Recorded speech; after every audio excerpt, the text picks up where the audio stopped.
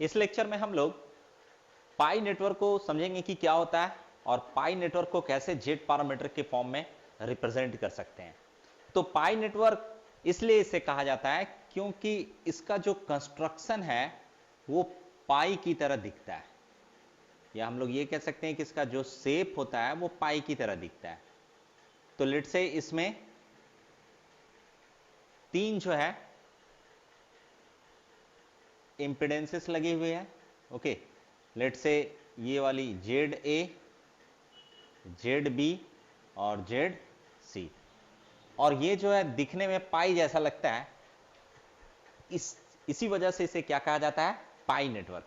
तो पाई नेटवर्क को कंप्लीट करने के लिए डेफिनेटली हमें कंडक्टर को इन दोनों पॉइंट पर कनेक्ट करनी पड़ेगी। तो हमारा ये जो पॉइंट है वो इनपुट बन जाएगा और इधर ये बन जाएगी आउटपुट। इसे हमें जेड पैरामीटर से दिखाना है, जेड पैरामीटर। तो जेड पैरामीटर में हम लोग जानते हैं ये पाई नेटवर्क है और इसे रिप्रेजेंट करना है किसके फॉर्म में, जेड पैरामीटर के फॉर्म में। तो जेड पैरामीटर में हम लोग क्या इक्वेशन जानते हैं, जेड पैरामीटर पे जो इक्वेशन होता है वो होता है V1 equals to Z11 I1 plus Z12 I2, V2 equals to Z21 I1 plus Z22 I2। Fine, Z parameter का अगर अच्छे से नॉलेज है तो इट्स ओके, अदरवाइज आप मेरा जेड पैरामीटर का जो लेक्चर है उसे देख लीजिएगा, या टेक्स्ट भी आप लोग देख सकते हैं उसका। ठीक है, तो देखिए यहां पर, तो ये V1 और V2 को I1 और I2 के फॉर्म में रिप्रेजेंट किया गया। अब हमें ये जो चार पैरामीटर दिख रहा है Z11, Z12, Z21 और Z22, इसकी वैल्यू निकालनी है in terms of ZA, ZB और ZC। ये क्या होगा, इसका वैल्यू इस नेटवर्क के अकॉर्डिंगली क्या होगी। तो कैसे निकालेंगे, तो सबसे पहले हम लोग एक एक पैरामीटर का डेफिनेशन देख लेते हैं। देखें यहां पर मैं लिख देता हूं, यहां पर Z11 निकालना है तो I2 को जीरो करना पड़ता है, I2 जीरो कर देंगे तो Z11 हो जाएगा V1 by I1, V1 by I1, और कंडीशन क्या है, I2 इक्वल्स टू जीरो। और ठीक इसी तरह I2 जब जीरो होगी तो ये निकल जाएगा Z21, और ये कितना होगा, V2 बाई I1। ओके, आप लोग डेफिनेटली ये जानते होंगे V2 बाई I1, और ये भी है कब, I2 इक्वल्स टू जीरो पर। ठीक इसी तरह अगर Z12 चाहिए, Z12 तो Z12 चाहिए तो I1 को जीरो करना पड़ेगा। I1 को जीरो मतलब इसे ओपन सर्किट करनी पड़ेगी। जैसे उस केस में इसे हम लोगों ने ओपन सर्किट किया, इस केस में हम लोग इनपुट को ओपन सर्किट करेंगे। तो इसे ओपन सर्किट करने का मतलब I1 जीरो, तो I2 क्या हो जाएगा, I2 V1 बाई I2 हम लोग लिख सकते हैं, V1 बाई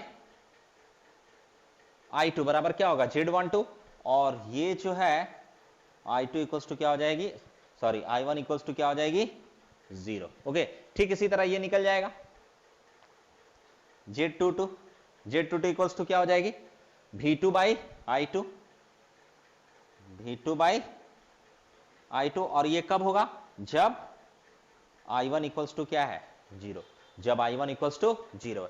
तो ये सारा वैल्यू हम लोगों को इस नेटवर्क से निकालना है। कैसे निकालेंगे, तो सबसे पहले ये वाली कंडीशन हम लोग करते हैं। तो यहां क्या लिखेंगे, अब हमें ये इक्वेशन की जरूरत नहीं है क्योंकि हमें ये पैरामीटर्स निकालने हैं। ओके, तो देखें यहां पर हम लोग पहले क्या करते हैं, Z2 जीरो करते हैं। Z2 जीरो का मतलब ये डेफिनेटली V2 है तो इधर कुछ ना कुछ कनेक्टेड होगा, जिधर से पावर आ रही है, करंट आ रही है, लेकिन हमें Z2 को जीरो कर देना है। इसका मतलब है ओपन सर्किट कर देनी, क्योंकि ओपन सर्किट में कोई करंट फ्लो नहीं करती है। तो अगर हम लोग इसको ओपन सर्किट कर देंगे तो I2 बराबर क्या हो जाएगी, जीरो। तो हम लोग यहां लिख सकते हैं ओपन सर्किटिंग आउटपुट, मतलब I2 इक्वल्स टू जीरो।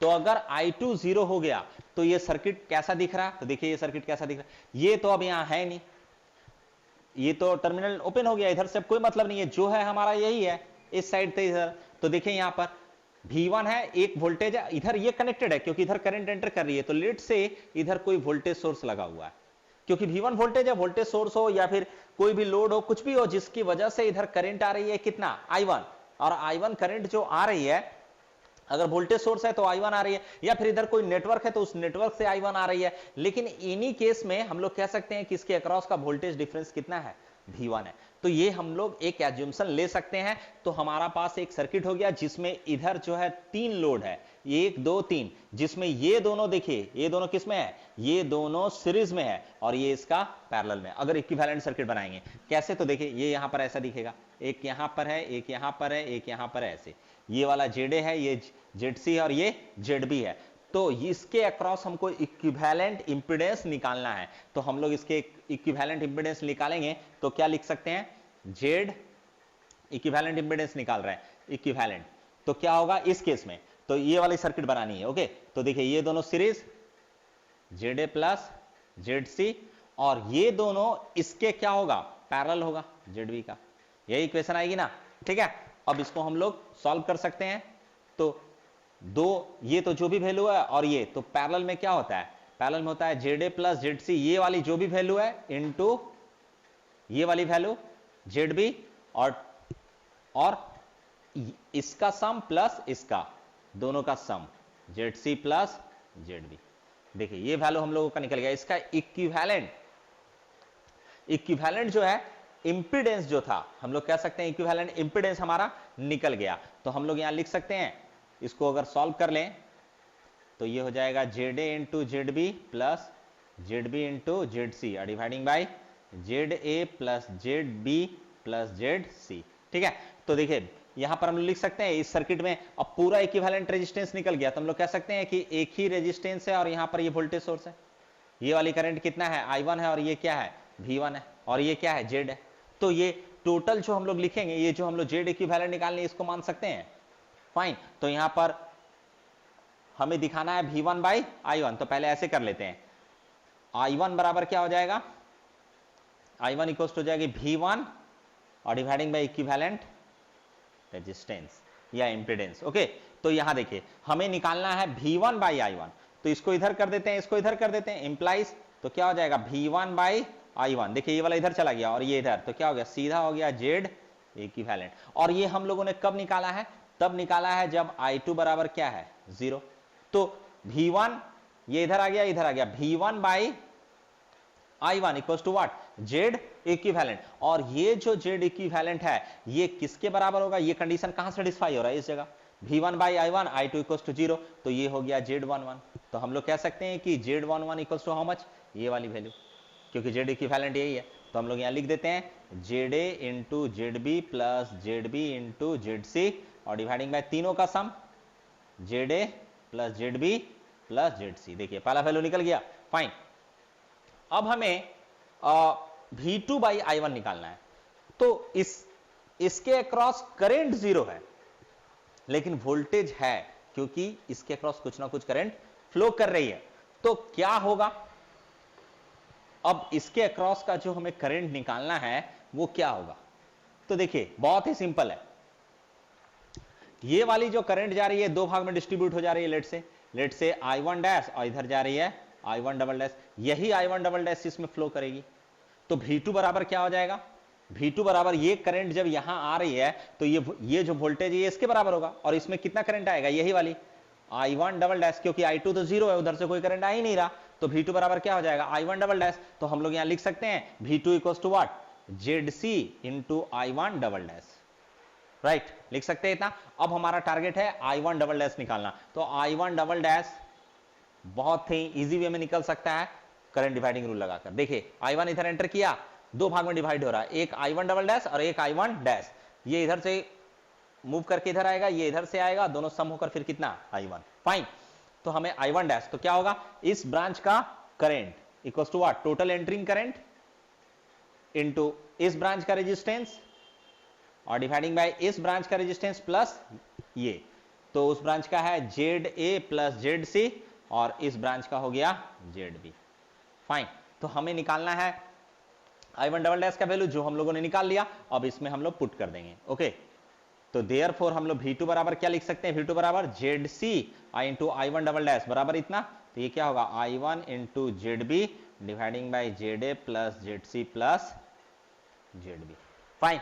अब हम लोग क्या करेंगे, अब हम लोग V2, देखिए हमें निकालना क्या है V2 बाई I1, तो हम लोग इसको इधर ले आएंगे तो हो जाएगा V2 बाई I1। और ये कंडीशन कब निकल रहा है, जब I2 क्या है जीरो। जब I2 जीरो है तो यहां पर ये I1 इधर आ गया, तो इधर क्या बचा, ZB into ZC dividing by ZA plus ZB plus ZC, तीनों का सम। देखिए ये कंडीशन कहां सेटिस्फाई हुआ, इसमें सेटिस्फाई हुआ, या इसका मतलब है ये वाला जो वैल्यू है किसके बराबर है, Z21 के बराबर। फाइन, तो Z21 बराबर हम भी हमारा निकल गया, और वो क्या है, ZB into ZC dividing by ZA plus ZB plus ZC।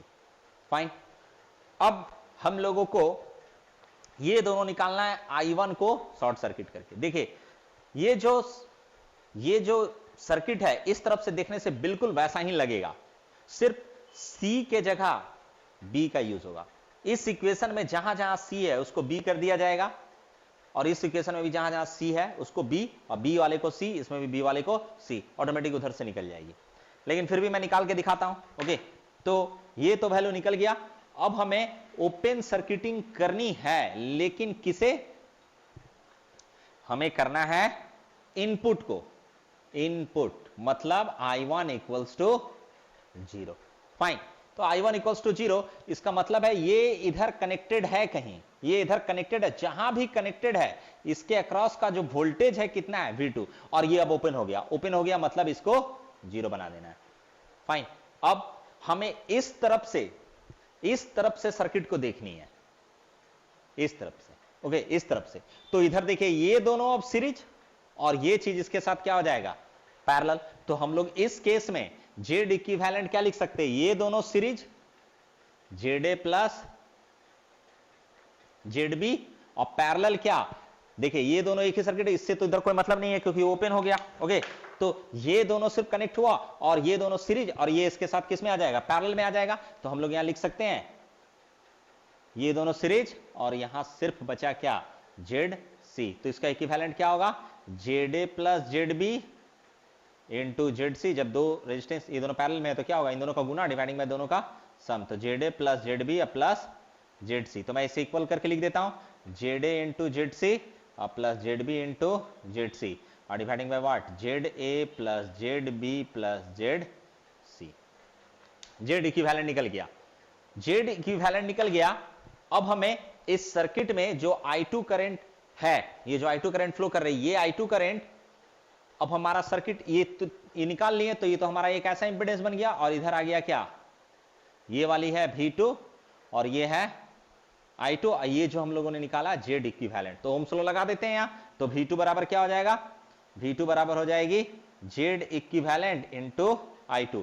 हमें निकालना क्या है, V2 बाई I2 निकालना है। क्या निकालना है, V2 बाई I2। तो हम लोग यहां लिख सकते हैं therefore V2 by I2 equals to क्या, Z इक्विवेलेंट।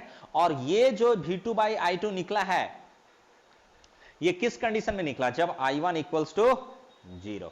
तो देखिए यहां पर V2 by I2, I1 equals to 0, इसका मतलब है ये वाली वैल्यू किसके बराबर है, Z22 के बराबर। और किसका होगा, Z इक्विवेलेंट। Z इक्विवेलेंट कितना है, ZA into ZC plus ZB into ZC dividing by ZA plus ZB plus ZC। देखिए इसका वैल्यू निकल गया, तो इसका वैल्यू क्या निकला, ZA into ZC plus ZB into ZC और dividing by ZA plus ZB plus ZC। Fine, देखिए इन दोनों को, यहां भी 1 1 था, यहां 2 2 है, A B को C हो गया। ओके, और ये B C का मल्टीप्लीकेशन है, तो यहां पर भी तो यही रहेगा, नीचे तीनों का सम है, सिर्फ B कन्वर्ट हो गया किसमें, C में। तो ये वैल्यू हम लोगों ने निकाल लिया। अब हमें क्या निकालना है, अब हमें निकालना है ये वाली कंडीशन Z12।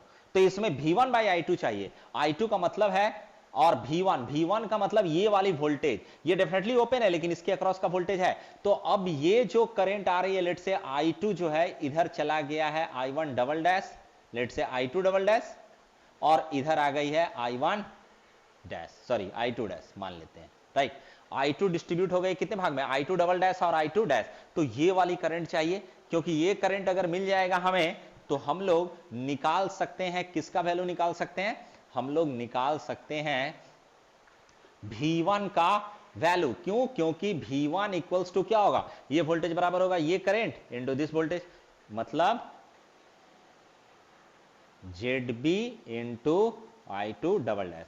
और I2 डबल डैश बराबर क्या होगा, तो current dividing rule, I2 double dash, current dividing rule, इधर जो करंट आ रही है उसमें इधर चली जा रही है कितना I2 डबल डैश और इधर कितना I2, तो इस ब्रांच का current equals to how much, इस ब्रांच का करंट बराबर होगा टोटल एंटरिंग करंट I2, इस ब्रांच का रेजिस्टेंस ZC और डिवाइडिंग बाय इस ब्रांच का रेजिस्टेंस प्लस इस ब्रांच का रेजिस्टेंस, मतलब ZA प्लस ZB और प्लस ZC, राइट। तो I2 डबल डैश का वैल्यू हमारा निकल गया, तो हम लोग यहां लिख सकते हैं V1 इक्वल्स टू ZB और I2 डबल डैश का वैल्यू यहां पर I2 into ZC dividing by ZA plus ZB plus ZC, fine. तो कैसे होगा, सिंपली हमें देखना है कि निकालना क्या, V1 बाय I2 निकालना है, तो I2 को इधर ले आएंगे, तो देयरफॉर V1 बाय I2, और ये कब, ये जो हम लोग प्रोसीड कर रहे हैं ये क्या है एज्यूम्पशन पर, I1 इक्वल्स टू कंडीशन क्या, I1 इक्वल्स टू 0, तो कितना बचा यहां पर ZB इंटू ZC और नीचे ZA plus ZB plus ZC, और ये किसके बराबर होना चाहिए, V1 by I2, V1 by I2 condition is I1 equals to 0, I1 equals to 0, मतलब ये बराबर है किसका, Z1 2 का, तो ये वैल्यू भी निकल गया, फाइन। और ये वैल्यू कितना होगा, ZB into ZC dividing by ZA plus ZB plus ZC। तो देखिए अगर हम लोग इसको देखेंगे तो C को B कर दीजिए, B को C कर दीजिए, क्वेश्चन में कोई फर्क नहीं पड़ेगा, तीनों का सम है, बिल्कुल वही चीज आ गया। तो ये हम लोगों ने पाई नेटवर्क को कन्वर्ट कर लिया किसमें, या हम लोग कह सकते हैं कि रिप्रेजेंट कर दिए किसके फॉर्म में, Z पैरामीटर के फॉर्म में, जहां पर Z पैरामीटर का वैल्यू हम लोगों ने ये निकाला, 4 पैरामीटर था, चारों का वैल्यू हम लोगों ने निकाल लिया। इसको हम लोग Y पैरामीटर में भी कन्वर्ट कर सकते हैं, अदर पैरामीटर में भी कन्वर्ट कर सकते हैं, या फिर अगर एक पैरामीटर आप निकाल लिए हैं और इंटर रिलेशनशिप होता है एक पैरामीटर का दूसरे पैरामीटर का के साथ, डेफिनेटली आप उसका यूज करके भी दूसरे पैरामीटर जैसे Y पैरामीटर या फिर ABCD पैरामीटर या हाइब्रिड पैरामीटर आप निकाल सकते हैं। तो आप लोग इसको एक बार खुद से ट्राई कीजिएगा। Okay, thank you.